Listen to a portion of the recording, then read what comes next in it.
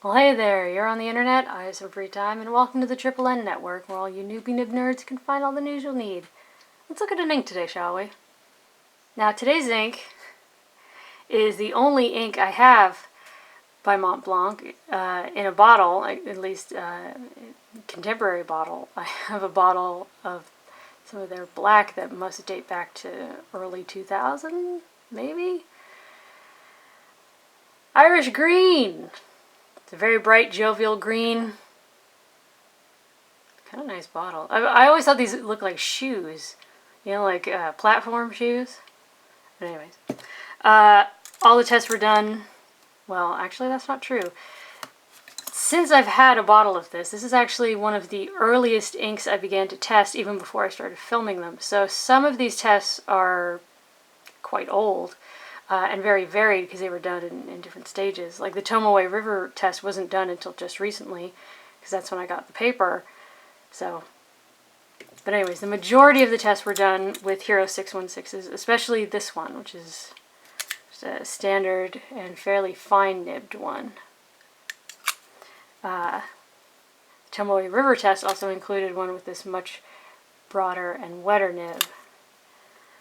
Anyways, let's check out the chromatography. As you can see, there's this sort of like slate gray. Oh wow, my camera's making that go all kinds of crazy vibrant. I'm fixing that in post. That's weird. Anyways, there's sort of this dark gray that remains, but then most of the green washes off. And actually, as you can see, after I let it dry, the lower dot got darker and there was sort of less of a gray being dragged up, but the green really does wash off. So here's some comparisons. Here's MontBlanc Irish Green compared to Ackerman 18, which translates, I believe, to sort of like produce market green. It's number 18. Noodler's Dromgool's Texas Live Oak, and Private Reserve Sherwood. I'd say Sherwood is the closest, but it's a little darker and it's a little more cool, you know, it's bluer, so yeah. On to the paper test. Top down to density, Clairefontaine 90 grams per square meter. Now this is how you can tell how old this test was, because I used all of my Knox pens. So had a Knox Aristotle in extra fine, Knox Galileo in fine, Knox Plato in medium, and a Knox Avicenna in broad. As you can see, all throughout, there's very nice shading. Oh, and a Lamy Safari with a 1.1 stub. There's very nice shading. It's a very bright, vibrant green, but it can also, where it's darkest, you can go into nice, rich green. Yep. So those were the dry times on that. And as you can see from the water test, you really do have that sort of gray that sticks around, and the green really washes off. So is it dark? Not entirely, but it is recoverable. Next is Rhodia, 80 grams per square meter, where just the fine Hero 616 was used, which means that getting details is going to be a little more difficult. But you can see there's shading. Still nice bright green. 12 seconds to dry. Good shading.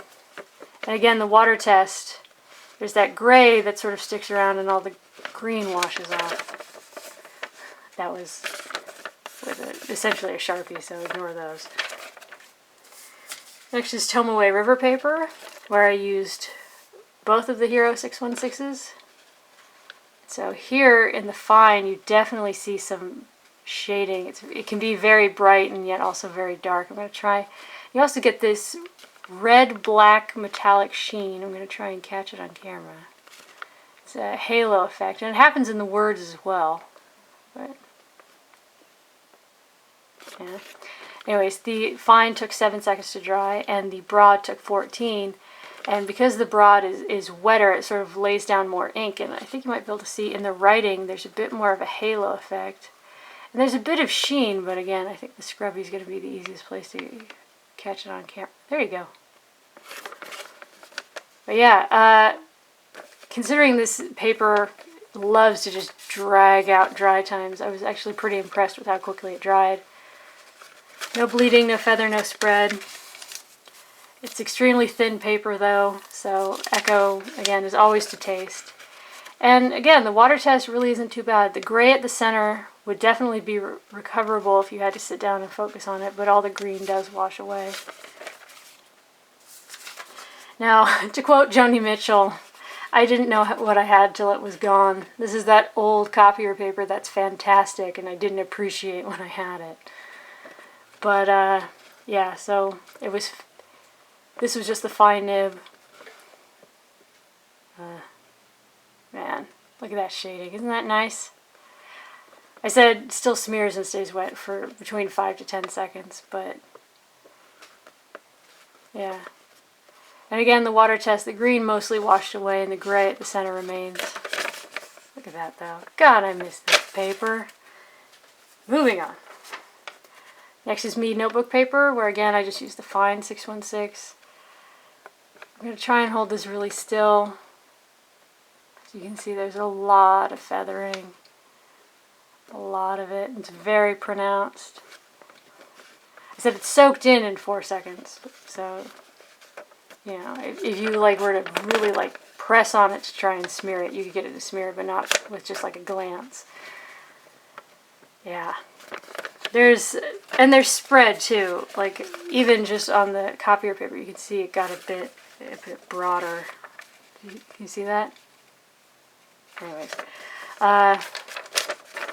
and there's a good bit of bleed, which in a fine pen, that's more than I like to see. But again, this is very cheap paper, so. Water test, it exploded. But in a weird way, I feel like if you got it more wet, like if you washed more of that green away, the gray underneath, which you could see, would actually be easier to read, strangely.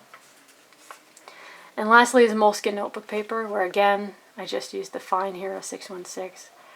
But yeah, it feathered and exploded. It's very distracting. There was spread. Dried in about 5 seconds, but really not great. And again, I almost feel like this would be easier to read if you washed off more of the green, because you can really clearly see that gray at the center. And that is a lot more bleed than I like to see in a fine ink. But, well, there you go. MontBlanc Irish Green. It's a wonderful, jovial, bright green. It's, you know, because it's MontBlanc and they tend to make their inks very gentle on pens, it's very easy to clean out, in my experience. It has a slight bit of water resistance, but maybe don't use it to address envelopes unless you live in a very dry area, perhaps. I like it. It's not my favorite green, but it's up there. For your consideration from the Triple N Network, if you liked the video, please give it a thumbs up. If you'd like to see more, please subscribe to the channel. And thanks for watching. Bye.